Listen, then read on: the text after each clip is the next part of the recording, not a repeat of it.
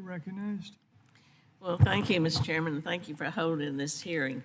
You know, through the bipartisan infrastructure law, this committee made some historic investments in passenger rail, and we're seeing the impact of that all across the country. Certainly, we're seeing it in Las Vegas, thanks to a $3 billion grant from the Federal State Partnership for Intercity Passenger Rail. Brightline West has broken ground on a new high-speed train between Las Vegas and Los Angeles. I've been working to bring high-speed rail to the Southwest for many years, and I'm excited, excuse me, that it's becoming a reality. I'm also proud that this project is creating good-paying union jobs. Rail union workers are building Brightline West, and they're going to play a role in operating and maintaining it once it's in service. In fact, it's been estimated that the project will create 35,000 construction jobs and 1,000 permanent jobs, and that's nothing to sneeze at.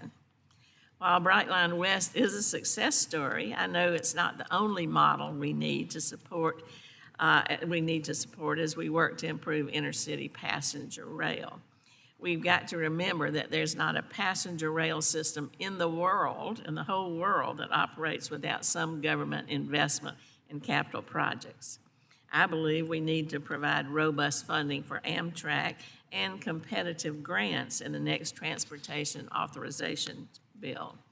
We don't want to lose all the progress that we've made over the past 5 years, and that's what will happen if we don't invest.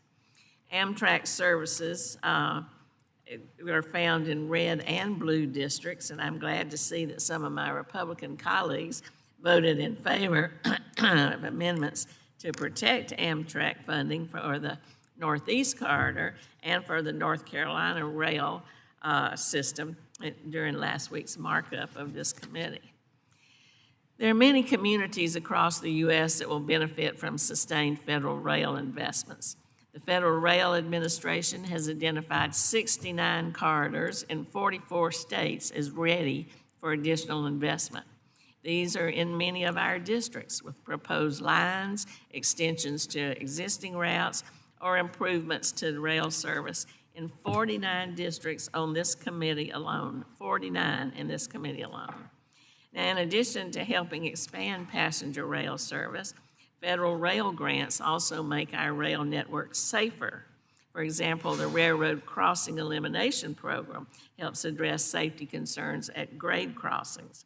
There are over 2,000 incidences and 200 fatalities at these dangerous intersections every year. We can and must do better. The $3 billion Congress allocated to this program is helping eliminate these problems, or at least make them safer across the country.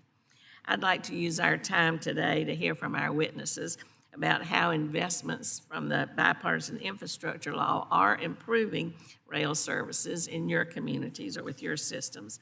And I also welcome suggestions for how we can work together to speed up the grant implementation process, whether through improving the obligation process or ensuring that FRA has sufficient staff to execute these grants.